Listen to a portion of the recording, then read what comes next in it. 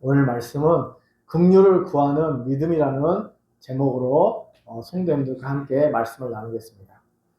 우리는 사람들이 잘난 체를 하는 것보다는 불쌍하다는 생각이 들 때 다른 사람을 잘 도와주는 것 같습니다. 세상에서 사람들이 막 잘난 체하고 그러면은 왠지 밉다는 생각이 들 때도 있어요. 시기하거나 그런 건 아닌데, 그런 경우가 있습니다. 나보다 똑똑하고 더 높은 사회적 지위에 있는 사람을 부러워는 하지만 도와주지는 않습니다. 그러나 불쌍히 여겨하는 사람에게는 도움의 손길을 주는 것이 우리 사람의 마음입니다. 불쌍한 사람을 측은히 여기는 측은지심의 마음이 우리 마음에 있는 것 같아요. 하나님께서 그런 마음을 우리에게 주신 것 같아요.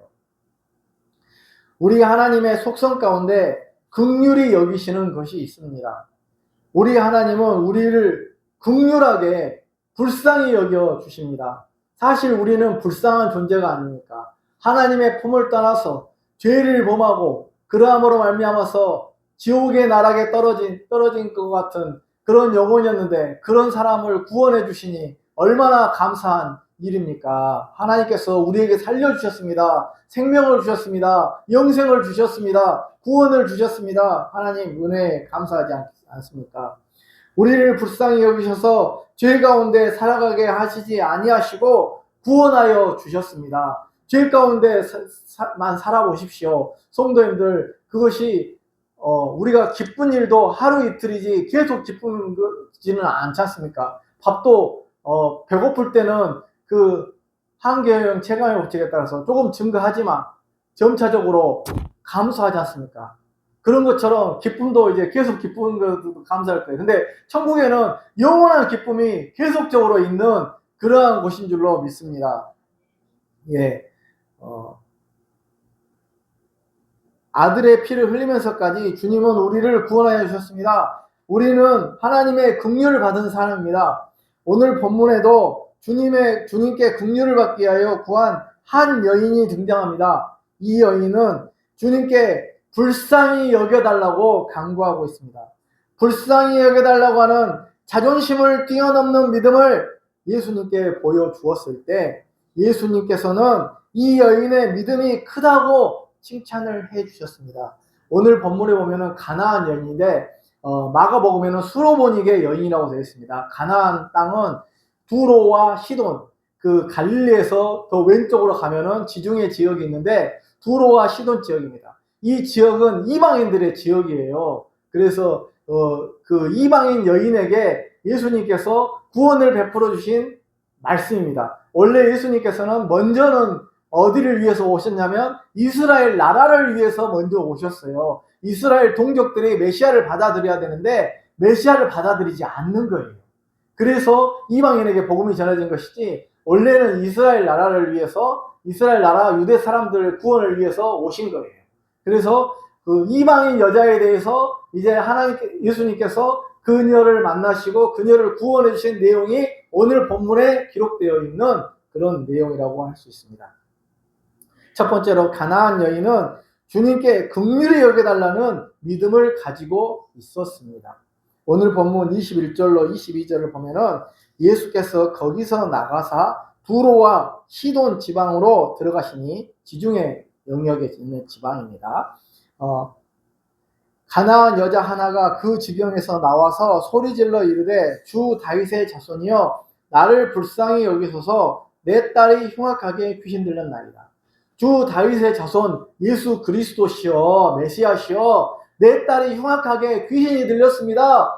내 딸을 불쌍히 여겨 주시옵소서 라고 이렇게 주님 앞에 매달렸습니다. 나와서 주님 내 딸을 불쌍히 여겨 주시옵소서 라고 하였습니다.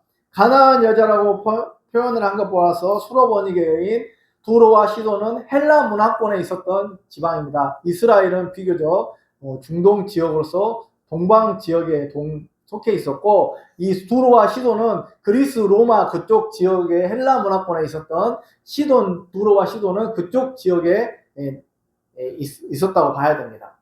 두로와 시돈 지방은 전통적으로 이스라엘의 외곽 지역으로 이방인들이 다스렸던 곳입니다. 그곳에 가나안 여인이 있었습니다. 이 여인에게는 딸이 있었는데 그 딸이 흉악한 귀신이 그만 들려버린 것입니다. 귀신이 사람을 지배하여 이렇게 저렇게 만드는 것입니다. 우리는 귀신에 대해 알아야 할 사실은 귀신은 믿는 사람을 지배할 수 없다는 것입니다. 귀신이 믿는 사람 속에 들어올 수 없다는 것입니다.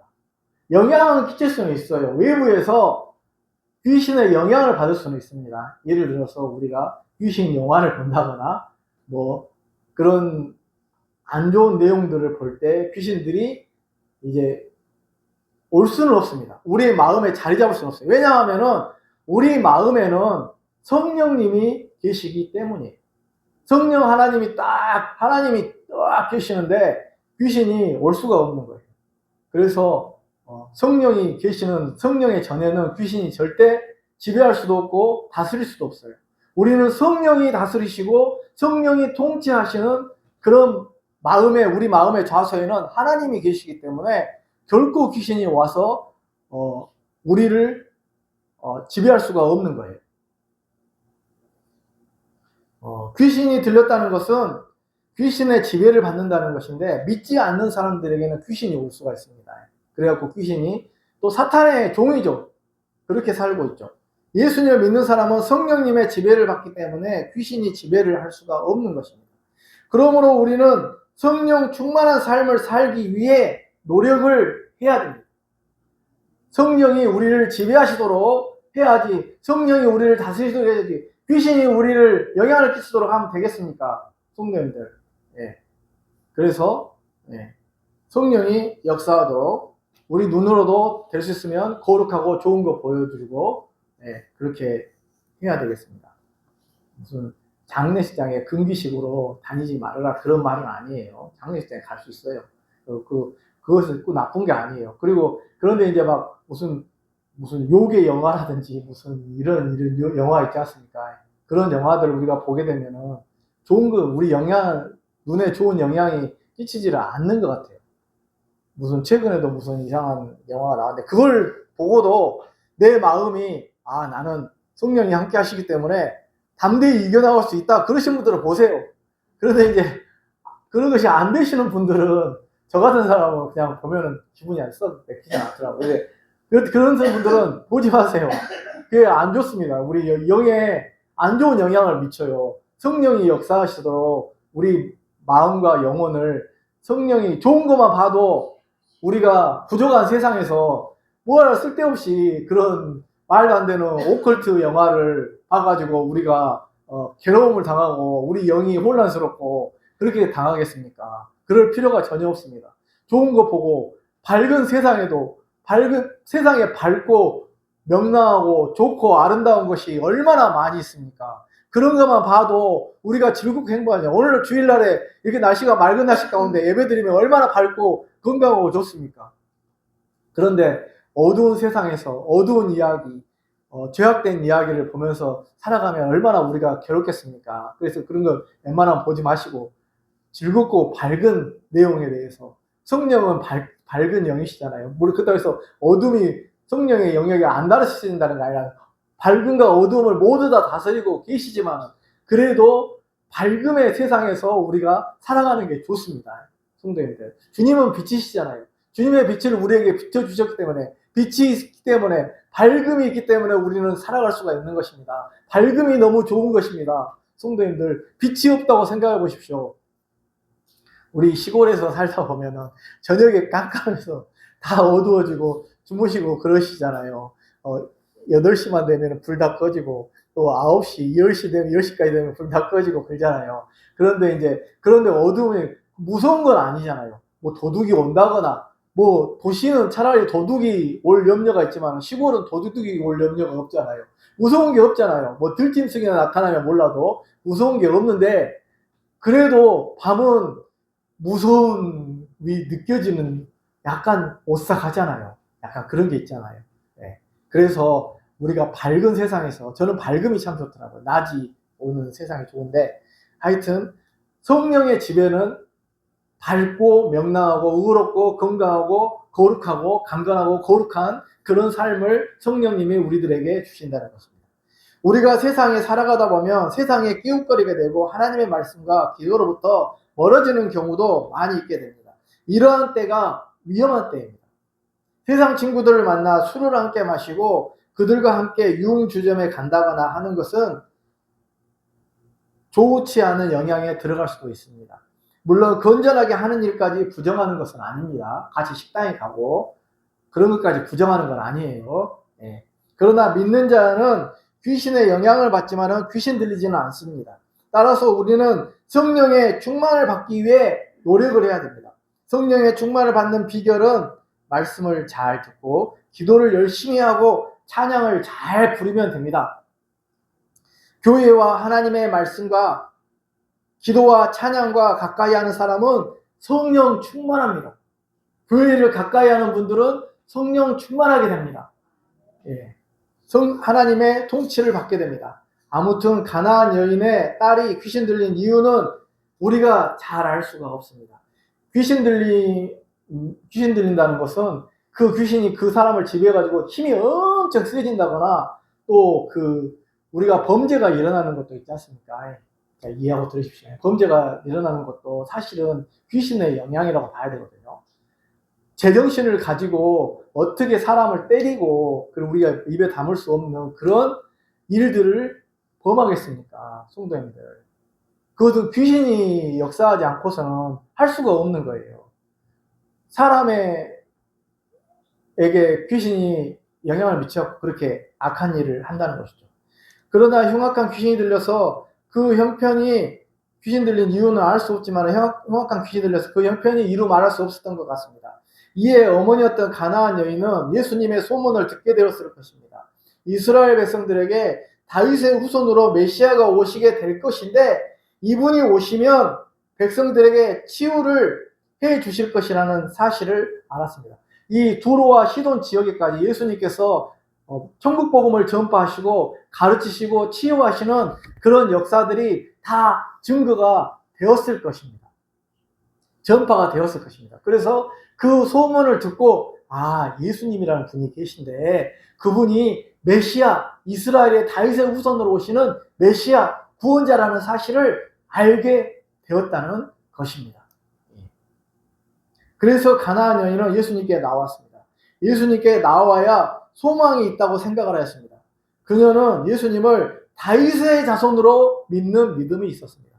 다윗의 자손으로 믿는다는 것은 메시아, 구원자로 믿는다는 거예요. 성도님들.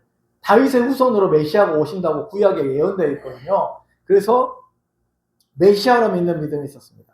어떻게 이방 여인이었던 그녀가 예수님을 다윗의 자손이라고 믿는 믿음이 있었을까요? 참으로 대단한 믿음이라고 하지 않을 수 없습니다. 여러분, 성령님이 임하시면 이방의 여인도 예수님을 메시아, 즉 구원자로 알아보게 됩니다. 성령이 임하셔야 됩니다. 성령이 역사하시면 믿음이 생기고 구원을 받게 됩니다. 주일학교에 그 어린 생명들도 안 믿어지지만은 서서히 말씀이 들어가게 되면 믿음이 생기게 되는 것입니다. 믿음이 생기면서 예수님을 믿느냐고 물어보게 되면 고개를 끄덕끄덕하고 믿게 되어지는 것입니다. 하나님이 역사하시면, 성령님이 역사하시면 이렇게 되는 것입니다. 하나님의 말씀이 들어오면 그렇게 되는 것입니다. 성도님들, 우리에게 성령이 임하시면 우리가 예수님을 구주로 믿고 고백하게 되는 것입니다. 예수님을 믿는 일은 성령님께서 우리 마음을 감동시켜야 되는 일입니다. 또한 이 여인은 예수님께 나와서 나를 불쌍히 여겨달라고 기도하고 있습니다. 우리 주님은 전능하신 하나님의 아들이시오니 저를 불쌍히 여겨주십시오. 이렇게 말씀을 많이 하고 있습니다. 우리 성도님들, 주님께 저를 불쌍히 여겨주십시오, 저를 긍휼히 여겨주십시오 라고 기도를 많이 하시기 바랍니다. 그러면 하나님이 도와주시고 우리를 불쌍히 여겨주십니다. 예, 저도 가끔씩 주님께 고백합니다. 주님, 저를 긍휼히 여겨주십시오, 저를 불쌍히 여겨주십시오. 이렇게 능력도 없고 힘도 없고 성령의 파워도 약한 이런 사람을 주님의 종으로 세워가지고 이렇게 하나님의 말씀을 전하게 하니 가끔씩 다니면서 하나님, 저는 너무나 연약한데 말씀의 능력도 없는데 어떻게 저 같은 사람을 세우셔가지고 이렇게 말씀을 먹이게 하십니까? 저는 부족합니다. 하나님이 말씀해 주십시오. 이렇게 말씀하면서 말씀을 잘할 때가 많거든요. 진짜 그런 마음이 들더라고요. 저는 너무나도 연약하고, 물론 개인적인 노력을 해야 되겠습니다만 부족하니까 늘 고백을 하는 거예요. 하나님, 저는 부족해요. 하나님, 저를 불쌍히 여겨주세요. 이렇게 고백을 합니다. 주님께 저를 불쌍히 여겨달라고 기도하는 사람은 소망이 있습니다. 하나님께서 진실로 그 사람을 불쌍히 여겨주십니다. 하나님은 당신에게 긍휼을 구하는 사람을 그냥 두시지 않습니다. 긍휼을 구했습니다. 불쌍히 여겨달라고 했습니다. 하나님, 내 딸의 흉한 귀신이 들려서 지금 자기 마음대로 날뛰고 행하고 있습니다. 하나님, 우리 딸을 불쌍히 여겨주시고 저를 불쌍히 여겨주세요. 제 딸의 형편 때문에 제가 너무 괴롭고 힘들어요. 하나님, 저와 같은 사람을 좀 불쌍히 여겨주십시오. 주님께 긍휼을 구하는 믿음을 가지게 되었습니다. 오늘 말씀의 제목이 긍휼을 구하는 믿음 아닙니까? 하나님, 전능하신 하나님이시지 않습니까? 전능하신 하나님께서 불쌍히 여겨 주시옵소서라고 했지 않습니까? 그러므로 성도님들, 우리는 하나님 앞에 나아가 주여 나를 불쌍히 여겨주셔서라고 기도해야 되겠습니다. 저와 같이 연약한 죄인을 불쌍히 여겨주옵소서라고 기도해야 되겠습니다. 나 같은 죄인이 용서함 받아서 주 앞에 옳다함 얻음은 확실히 믿기는 어린 양 예수의 그 피로 속죄함 얻었네. 속죄함 주 예수 내 죄를 속했네. 할렐루야. 소리를 합하여 함께 찬송하세. 그 피로 속죄함 받았네. 이렇게 되어 있습니다. 저희 최영님의 남편이 목포 동산교회를 심어오고 계시는데, 그런데 그분의 아버님은 목포에서 기름 장사를 했습니다. 그분은 교회 열심히 출석하여 새벽기도에서 늘 주님, 저를 불쌍히 여겨주세요. 늘 새벽기도에 나가서 가난하시니까 기름 장사를 하고 가난해서 하나님, 저를 좀 불쌍히 여겨주십시오. 저와 같은 죄인을 불쌍히 여겨주시고 저의 가난한 삶에 대해서 불쌍히 여겨주십시오. 그렇게 기도했다. 그렇게 열심히 기도하고 장사를 했더니 하나님께서 저희 형님의 아버님 장로님을 정말로 긍휼히 여기셔서 목포에서 그분은 아니어도 부자가 되게 하셨다고 그렇게 말씀하는 걸 들었습니다. 하나님 앞에 나와서 늘 자신을 불쌍히 여겨달라고 기도하였는데 하나님께서 이렇게 축복을 해주신 것입니다. 불쌍히 여겨주시옵소서 라고 하니까 불쌍히 여겨주시는 거예요. 하나님께서 긍휼히 여겨주시는 거예요. 우리 성도님들, 우리도 가나안 여인과 같은 믿음을 본받읍시다. 주님, 저희를 불쌍히 여겨주시옵소서. 저에게 주님의 긍휼을 베풀어 주시고 축복하여 주시옵소서 라고 기도하시기 바랍니다. 그리하면 우리 주님께서 놀라운 긍휼과 은혜 그리고 축복을 우리에게 줄 줄로 믿습니다. 두 번째로 가나안 여인의 믿음은 장애물을 뛰어넘는 믿음이었습니다. 23절을 보면은 예수는 한 말씀도 대답하지 아니하시니 제자들이 와서 청하여 말하되 그 여자가 우리 뒤에서 소리를 지르오니 그를 보내소서. 24절을 보면은 예수께서 대답하여 이르시되 나는 이스라엘 집에 어린 양 잃어버린 양 외에는 다른 데로 보내심을 받지 아니하였노라 하시니, 여기에 이 가나안 여인이 예수님께로 나아가는데 장애물이 두 가지가 있었습니다. 한 가지는 제자들이 소리를 지르니 그를 좀 보내세요. 멀리 보내버리세요. 그냥 다른 데로 가라고 하세요. 시끄러워서 주님이 사역을 하실 수가 없습니다. 시끄러우니까 다른 데로 보내어 주세요. 이렇게 이제 한 거예요. 예수님께서 자유롭게 사역을 하시고 이름이 높아지기를 원하는 마음이 제자들에게 있었는지도 모르겠습니다. 그런데 이방 여인이 와서 시끄럽게 떠드니 예수님의 사역에 방해가 된다고 하면서 그녀를 가까이 오게 하지 못하였던 거예요. 멀리 가라고 한 거예요. 어떻게 이럴 수가 있습니까? 예수님의 사역자들이 귀신 들린 자가 오면은 귀신을 쫓아내고 주님, 저 사람을 불쌍히 여겨주시고 귀신을 쫓아내주세요. 주님, 함께 해주세요. 그렇게 말해줘야 되는데 그렇게 하지 말고 주님의 명예에 오히려 방해가 될 수 있으니 저 사람을 그냥 보내세요. 이렇게 말하고 있는 정반대되는 경우가 있습니다. 우리도 그렇게 경우가 있습니다. 하나님의 사역과는 반대되게 하는 경우가 있습니다. 영혼에 대한 간절한 사랑이 있었다면 예수님께 나온 그 여인을 그냥 그렇게 보내자고 할 수는 없을 것입니다. 우리는 사랑의 사람들이 되어야 됩니다. 특히 한 영혼을 천하보다 귀하게 여기는 사랑을 베풀어야 합니다. 영혼의 구원을 위해 최선의 노력을 다해야 됩니다. 두 번째는 예수님의 반응이었습니다. 예수님께서는 이 가나안 여인이 다윗의 자손이라고 했지 않습니까? 그리고 메시아여 나를 구원해 주소서, 나를 불쌍히 여겨주소서, 하나님 불쌍히 여겨주세요, 이렇게 간절히 불쌍히 여겨주시라는데 예수님께서 뭐라고 하시냐면 자녀들의 떡을 취하여 개들에게 던짐이 마땅치 않노라. 아니 이게 무슨 말입니까? 저는 개입니까? 개와 같은 그런 자로 하나님이 나를 여기셔보네요. 예수님이 나를 개와 같은 자로 여기셔보네요.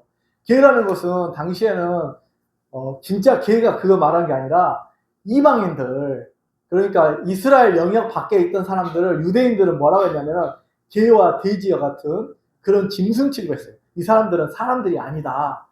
자기가 믿는 선민 이스라엘 백성만이 하나님의 사람들이다.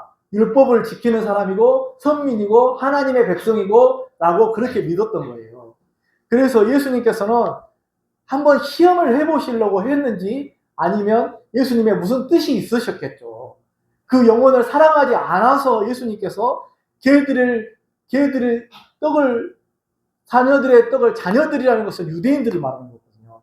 유대인들의 떡을 취하여서 개들에게 주는 것이 마땅치 않다. 자존심을 완전히 뭉개버리는 거예요. 그러잖아요. 너는 개다. 이방인과 같은 그런 사람이다. 이렇게 말하는 것은 정말 자존심을 뭉개버리는 그런 장애물이 생겨버린 거예요. 제자들이 막 시끄럽습니다. 주님 저 사람을 빨리 보내십시오. 이렇게 말하고 있고 주님은 자녀들을 떡을 취하여 개들에게 던짐이 마땅치 않다. 이렇게 말씀하시고 있고 이 여인은 어디로 가야 됩니까? 나는 이제 완전 벽을 느끼고 아무것도 이제 할 수가 없는 그런 어디를 의지할 수도 없는 그런 상황 아닙니까? 그런데 이 여인이 그 장애물을 뛰어넘는 놀라운 믿음을 보여줬습니다. 자존심을 뭉개버리고 하는데도 그 자존심 짓밟힌 자존심마저도 주님 앞에 가지고 나아가는 그런 여인의 믿음이 있었던 거죠. 우리 사실 모두 다 자존심이 있지 않습니까? 자존감은 굉장히 중요하지만 자존심은 어떻게 보면은 우리가 살아가는데 인간관계에서 방해가 될 때가 있고 주님 앞에 나아갈 때도 방해가 될 때가 있어요. 자존감은 굉장히 중요합니다. 우리가 자존감을 가져야 됩니다. 성도님들. 그래도 나는 하나님의 자녀고 이 정도면은 내가 훌륭하고 잘 살고 있지 않나. 요즘은 우리 지도 읍이잖아요. 여기도 읍이잖아요. 쿠팡도 다 오고 모든 거 다 옵니다. 여기 못 오는 거 없습니다. 임자도까지 가더라고요. 쿠팡이 임자도도 넘어가더라고요. 그래서 우리는 섬도 아니고 이 정도면 도시급이고 그리고 또 이렇게 제가 이상하게 합니다만 하여튼 이 정도면 우리가 잘 살고 있고 다 그렇게 생각할 수가 있습니다. 그런데 자존감을 우리가 스스로 가지는 게 중요해요. 내가 농사를 지어도 이 정도면 농사를 잘 짓고 있고 잘 먹고 살고 있고 또 하는 일도 잘하고 있고 라는 그런 스스로의 자존감, 또 나는 그것뿐만 아니라 가장 중요한 자존감은 하나님 안에서의 자존감을 가지는 게 중요합니다. 하나님이 나를 창조하셨고 나는 하나님의 백성이고 나는 구원받은 백성이고 천국 백성이고 천국에서 주님과 함께 왕노릇할 사람이고 그렇게 자존감을 가지고 그렇게 나는 열등감을 가질 필요가 없고 자존감이 가져야 되는데 자존심은 그렇게 좋지는 않습니다. 그런데 자존심을 뛰어넘는 믿음을 가졌습니다. 자존심을 극복하는 믿음을 가졌는데 나는 원래 이스라엘 사람의 구원을 위하여 왔다 라는 이 말씀은 이 여인의 자존심을 상하게 했을 것입니다. 그리고 자녀들의 떡을 취하여 개들에게 던짐이 마땅치 않다라는 이 여인의 말씀은 자존심을 짓뭉개버린 거예요. 자신은 유대인이 아니고 이방인이기 때문에 구원받을 수 없다는 말로 들렸고 이 여인은 자존심을 상하게 했을 수도 있습니다. 먼저 사실은 예수님은 유대인들을 위해 오신 게 맞아요. 그들을 받아들이고 메시아로 받아들여야 되는데 물론 예수님의 십자가 사건이 있어야지만이, 그런데 하나님께서는 어떻게 구원을 이루셨는지 이루실지 우리는 모르는 거예요. 그걸 모르는데 십자가 사건이 예정되어 있긴 해요. 왜냐하면 이사야 53장에도 그가 찔리면 우리의 허물을 인하며 그가 상한 우리의 죄악을 인합니다. 그렇게 말씀하셨잖아요. 그러니까 주님이 십자가에 달려 죽으시고 부활하실 것은 이미 예견된 사실이란 말입니다. 예, 그러니까 십자가 사건은 예수님 안 받아들여서 이렇게 결국은 유대인들이 안 받아들여서 하나님의 섭리 가운데 이렇게 구원의 역사가 이루어지게 되었지만은, 어쨌든 예수님은 유대인들이 1차적이고 그 다음에 이방인들이 2차적이에요. 이방인들이 1차적이 아니에요. 유대인들이 먼저예요. 그러니까 지금도 유대인들이 구원받기를 원하는 거예요. 이방인들에게 복음이 다 전해지고 유대인들 전체가 복음이 전해질 때에 이제 주님이 재림하신다고 백투 예루살렘이라는 그게 2단 시기도 있고 그럽니다만은 이제 맞는 그런 부분들이 있습니다. 예, 그래서 예루살렘에 복음이 전해질 때 다시 이제 예수님께서 재림하실 것이, 중동 지방이 구원을 얻게 되고 그럴 때 재림하실 것이 아마 맞을 것 같습니다. 이 여인은 주님의 자존심을 뭉개는 이 말에도 아랑곳하지 않았습니다. 그녀는 자신의 모든 자존심도 다 내려놨습니다. 자신의 딸이 흉악한 귀신이 들려 죽어가는 것보다 자존심이 짓밟혀 가면서까지라도, 차라리 자존심이라도 짓밟아서라도 자기 딸이 낫는 것만을 간절히 원했습니다. 이것이 부모님의 마음 아니겠습니까? 또 하나님 아버지의 마음도 이와 같은 마음이실 거라고 생각합니다. 그래서 이 여인은 이렇게 말했습니다. 예수님께서 자녀들의 떡을 취하여 개들에게 던짐이 마땅치 않다, 이 말을 했을 때, 주님, 그렇습니다. 저는 개와 같은 존재입니다. 저는 개입니다, 주님. 당시에 이방인들은 개와 같은 존재였습니다. 개와 같이 여기는 존재들이지만 개들도 주인의 상에서 떨어지는 부스러기를 먹지 않지 않습니까? 주인이 남은 밥을 주면은 그걸 부스러기 밥을 먹지 않습니까? 그 부스러기에 조금만 은혜라도 좀 저에게 베풀어 주십시오. 그 부스러기 조금만, 하나님, 이방인에게 그 부스러기 조금만 허락해 주세요. 저희 딸을 낫게 해주세요. 이렇게 말했다는 것입니다. 예, 우리 같으면은 어떻게 했습니까? 메시아라는 분이 그렇게 말씀하시다니요. 너무 서운합니다. 주님, 이렇게 했을 것인데. 이렇게 반응을 보이지 않았겠습니까? 그러나 이 여인은 그렇지 않았습니다. 이방인이라서 무시받은 모든 것을 버렸습니다. 자신에게 있는 모든 자존심을 버렸습니다. 사실 우리는 예수님 앞에 나아갈 때 우리의 모든 자존심을 버려야 됩니다. 가나안 여인과 같이 부스러기의 은혜라도 주시라는 믿음으로 나아가야 됩니다. 하나님께서는 이러한 가나안 여인에게 예수님께서는 말씀하십니다. 28절 보겠습니다. 28절에서 이 여인의 믿음이 대단하다, 이렇게 말씀하시는 것이죠. 예수님께서 이 여인의 이만한 믿음을 만나보지 못하였다. 이런 자존심까지 뭉개버리고 부스러기라도 달라고 하는 이 여인의 믿음이야말로 얼마나 대단한 믿음이냐. 이방인이라고 할지라도 이런 믿음을 가지고 있구나. 세상에 이런 믿음을 가지고 있다니. 예수님을 감동을 시켜버린 거예요. 예수님이 그냥 감동을 받으신 거예요. 그래가지고 이스라엘에서 이만한 믿음을 만나보지를 못하였는데 참 대단하다, 이렇게 생각하셨습니다. 모든 자존심을 버린 여인이 예수님께 인정을 받게 되었습니다. 예수님께서 가나안 여인의 믿음을 인정을 하신 것입니다. 예수님께서 인정하시는 대단한 믿음의 소유자가 된 것입니다. 여러분, 오늘 말씀에서 신앙은 우리의 자존심을 꺾어버리는 것이라는 것을 알게 됩니다. 우리가 하나님 앞에서 자존심 내세울 게 뭐가 있습니까? 우리가 우리 부모님 앞에 자존심 내세웁니까? 자존심 내세우지 않죠. 우리 하나님 앞에서 우리가 자존심 내세울 게 뭐가 있습니까? 우리가 다만 겸손히 엎드려서, 주님, 저는 죄인입니다. 주님, 불쌍히 여겨주십시오. 긍휼히 여겨주십시오. 라고 하는 그런 말밖에 할 말이 없습니다. 주님, 불쌍히 여겨주십시오. 예수님께서는 가나안 여인의 믿음을 인정하신 것입니다. 예수님께서 인정하시는 대단한 믿음의 소유자가 된 것입니다. 여러분, 오늘 말씀에서 신앙은 자존심을 꺾는 것인데, 우리의 알량한 자존심이 아니라 겸손한 부스러기의 은혜라도 받으려는 그런 자세로 나오네요. 이것은 결코 우리의 자존심을 꺾는 것이 아닙니다. 하나님 앞에서 하나님은 우리를 진짜로 우리를 개 취급하고 부스러기 은혜를 주려고 하시겠어요? 엄청나게 많은 은혜를 주시려고 하십니다. 하나님께서는 하나님의 자녀에게. 그런데 이 여인의 믿음을 시험하시고자는 그런 뜻도 있고 예수님께서 무슨 다른 뜻이 있으셨겠죠. 유대인들이 먼저 1차적으로 구원받는 사람들을 가르쳐 주시기 위함도 있고 여러 가지 뜻이 있습니다만 그래도 우리가 주님 저를 외면하시면 제가 어디로 가겠습니까? 주님 저를 불쌍히 여겨주십시오. 주 나를 박대하시면 나 어디 가리까? 라는 그런 믿음으로 우리가 어렵고 힘들 때 주님 앞에 나아가서 이 가나안 여인처럼 자존심을 꺾고 주여 불쌍히 여겨주시옵소서 부스러기 은혜라도 저에게 주시옵소서 라는 믿음으로 나아가서 믿음의 생활에 있어서 어떤 고난과 어려움이 오더라도 승리하시는 우리 성도님들이 다 되시기를 바랍니다. 네, 기도하겠습니다.